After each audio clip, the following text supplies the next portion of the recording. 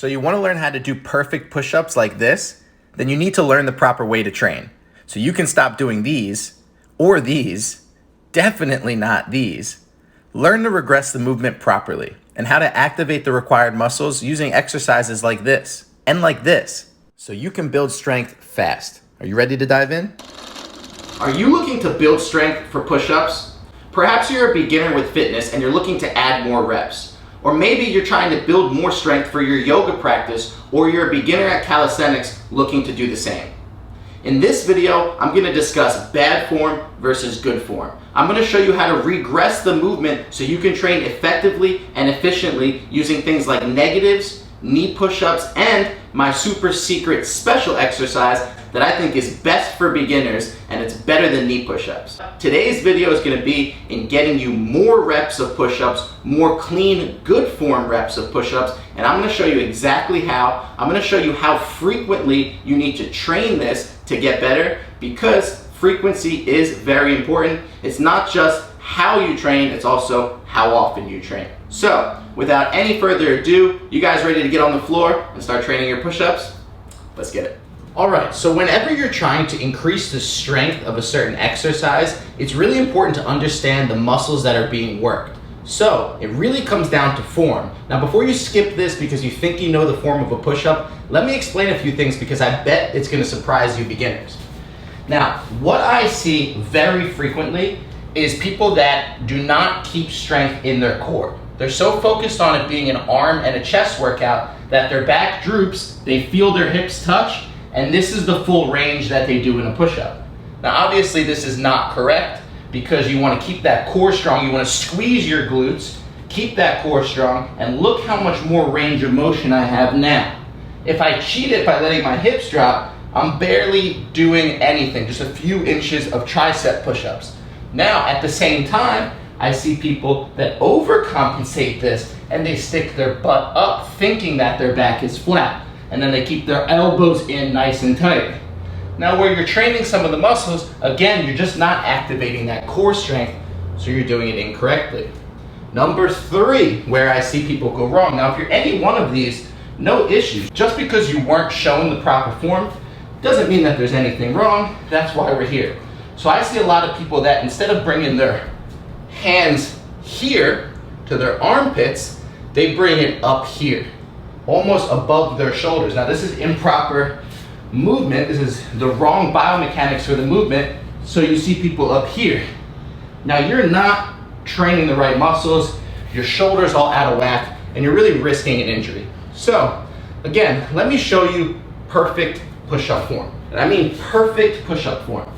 So first off, nice and straight. Now what I don't want is to think about locking my arms but letting my shoulders sink. I want to press through my shoulders. I want nice, strong shoulders. So this is going to require me to activate my scapula. At the same time, I'm squeezing my butt. I'm not piking up. I'm not arching. I'm not hunching. I'm nice and flat. And I'm coming all the way down. Hands come just underneath my armpits. Elbows out to an angle. And I push up. But I don't just stop here. I push all the way through the top of the push-up. Now, there's a lot of debate about where your arms should be in a push-up. Some people say they should be in nice and tight.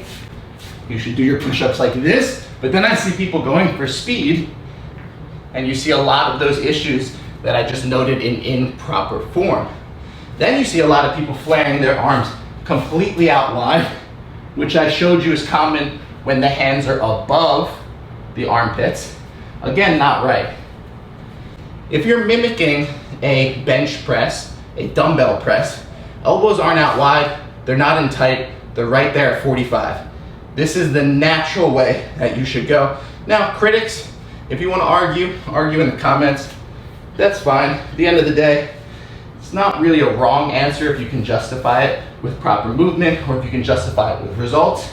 For me, the best way to have the most strength, to train the safest way for my shoulders, is my head is in front of my hands, my wrist, my elbow, my shoulder perfectly stacked, straight line. I come down 45 degrees, elbows out there. Not here, there. And that's my perfect push-up. Okay, so now you know proper form, but what if you don't have the strength to practice with that proper form? How can you progress? Now this is usually why people do push-ups with improper form, is because they don't have the strength, so they cheat it. But when you cheat it, you're not working the right muscles, therefore not building the strength that you need to progress. So let me show you number one for you beginners or people trying to build strength. So first, now this is gonna not come as a surprise for you, but if I just hold plank position, what I'm doing is I'm working the core, my stability, I'm squeezing my glutes, I'm working my forearm strength, arm lock, a little bit of triceps involved, and like I explained before, if I'm not sinking in here, but I'm strong in the shoulders, that's my scapula. Your scapula is your shoulder blade. So what happens is if my shoulder blades are retracted like this, I'm not activating, I wanna activate that scapula. I wanna push through it. What that scapula does is it provides stability to your entire shoulder. If my scapula is weak and retracted like this, and I do my push-ups like this, well now I'm just sitting into the joint. But if I'm strong through here, and I'm doing my push-ups like this, now I'm protected, I'm using more range of motion to expand that pec, and I'm actually getting more of a workout. So what I want you beginners to work on is building that scapula strength. You can either do that in a full plank here, just holding and pushing through your shoulders, or you can do what I call scapula push-ups. Just sinking. Keep your arms locked. You're not bending your elbows. Elbows are locked. Boom. Just sink and push through the scapula. And what that's gonna do is, right there again, at your shoulder girdle, you're gonna build that strength, that stability, which is gonna power you through all of your training for push-ups. Now, if that's too difficult, you can do scapula push-ups from your knees, or you can go full plank, but on your elbows, and again, work on just pushing through that scapula. So, you'll be surprised, but if you start training this exercise 2-3 sets, 2-3 times a week, you're gonna start to build up those little tiny stabilizer muscles in that scapula, which is actually gonna surprise you at how much strength that'll help you with when performing the full push-up movement. All right, now let me show you what's called a push-up negative or an eccentric. Now, in an exercise, you have two pieces, a concentric and an eccentric. So in a push-up, a concentric is pushing up. Eccentric is letting yourself down. Now, you don't need to remember that. This is not an anatomy or a movement class, but what you should know is that you're gonna do the negative part of a push-up to build strength for the positive part of a push-up. Now let me get into it a little bit. So a negative, we start in push-up and being very slow and very controlled, using all of the strength, all the muscles necessary for a push-up, we're gonna just let ourselves down slowly. We're gonna control it the whole way. If I have the ability to do a negative, let's say a 30-second negative, 30 seconds just doing 1/2 of a rep, think about how much strength I have now in that entire range. So that's what we're working on. That's what we're gonna do for negatives. Now you can do a negative from your knees, you do a negative from your feet. My beginners are people that can do maybe 1, 2, 3, less than 5 reps of push-ups. This should be your go-to. Start strong, let yourself down nice and slowly, keep good form, squeeze all the muscles, all the way down. When you get down, arms above your head, roll to the side, sit up, come back, and do it again. And the reason that I did the sit up is so that I'm not doing the positive part of the push-up, because you might be pretty tired from doing that negative, you might not be able to push yourself back up. So that's how you train a negative. So now you have scapula push-ups, you have negatives. Let's move on to knee push-ups. Knee push-ups are gonna be one of the best ways to progress, one of the best ways for beginners to build strength, because you're taking off a lot of the weight, a lot of your body weight. So it means you can train in higher repetition, which is gonna help you build strength fast. If you're only able to do one push-up of a perfect push-up rep, you're not gonna tire your body out enough to see the results, to challenge your muscles enough to get them to build strength. So you need to train in a rep range that's high enough volume for you to get those results. So we can do this from our knees. Now, one of the things that I see probably the most common with people who do knee push-ups is because you're on your knees and without your hands here, you would fall forward. right? Where at a push-up without your hands here, you're gonna fall down. Because you're falling forward, you almost give yourself like a tripod. And when I see people do this, you'll notice their wrist is not under, their elbow is not under their shoulder. So then when people come forward, they do it like this, and they bring their face in between their hands. Now you're getting a decent amount of tricep work, your shoulder's completely rotated and open, you're not really engaging the scapula, you're not using your pecs, your chest muscles the way that you should. So really be careful. If that's you, I want you to notice that it's not about how many reps you can do. I know the goal is to get your strength up, but if you're thinking about doing a lot of reps, then you're gonna be here like this. If you're thinking about doing good reps, clean reps, good form, which is actually gonna help you build strength, then instead of doing it from here, I'm gonna bring my hips forward so that I'm straight. I wanna be a straight line through here. Now my hands are under my elbows, under my shoulders. From here, I lower my face in front of my hands.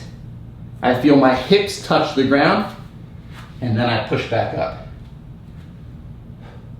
Now, aside from knee push-ups, where again, you don't have any weight from your lower half onwards, so you're pushing, but the weight, I'm still pushing this way. I still feel like I'm pushing here. Even when I'm here, I'm not pushing up, I'm pushing almost away. So it mimics a push-up, but it's not perfect. Now, as a fitness professional, personally, there's one exercise that I think is better than all of these specifically for beginners. One exercise that's gonna allow you to get the volume necessary to do enough reps that you can build strength, you can build that stability in your body, and you can actually progress with your push-ups. Now, that one exercise I mentioned at the beginning is my super secret way for beginners to train push-ups, and what it is banded push-ups. What you're gonna do is you're gonna take a light to medium resistance band and you're gonna loop it over the top of a bar, you're gonna pull it down, and you're gonna put it around your waist. Now what this does around your waist is the resistance band is going to add assistance to your workout, so it's going to assist you at center mass. Meaning, if you were drooping your butt before, you were letting your spine droop, or you were piking your butt up before, this band is now gonna hold you even. If you were doing knee push-ups and you felt like you weren't pushing up and down perfectly, this is gonna help you go up and down. It is supposed to just remove 20, 30, 40, 50 pounds of your body weight so you can train as if you were a little bit lighter, but still in the most proper and perfect form. If you're looking to get better at any exercise in body weight training, the best way to train it is as closely as possible to the movement that you want to achieve. So banded push-ups are no different. You're going to be doing basically exactly what you should be doing in a push-up, just at a higher rep range, and slowly but surely, you're going to be able to remove that band and be able to do it with just your body weight. Okay, so I explained to you guys a variety of different exercises you can train to build that push-up strength and that stability, but what I haven't explained is how often you should train, what frequency, what exercises you should do, and how many times per week. So I want to set you guys up for success. Let's get into that. Now, my suggestion is to start off by training the most dominant way that you can. So whether you're going to do banded or knee push-ups, that should be the majority of your workout. My suggestion is use 2 to 3 sets to warm up. So doing maybe 50, 60, 70% of your max reps in those 2 to 3 sets. Then I want 2 to 3 working sets. Then you rest about a minute, 2 minutes, let your body fully recover. You go back to those knee push-ups and you smash them till failure. And I want you to train this 2 times per week. So after you've done the knee push-ups or the banded push-ups with those 2 working sets, I then want you to train some negatives. I want you to work on slowing the movement down. Get on your hands and knees, work on slowly letting yourself down to that negative. You're already warmed up at this point, so you can just do, again, 2 to 3 working sets of negatives. This one isn't as much till failure because I don't want your shoulders to fail while your arms are still working. I just want you to get in some nice controlled movements, build that core strength, build that stability.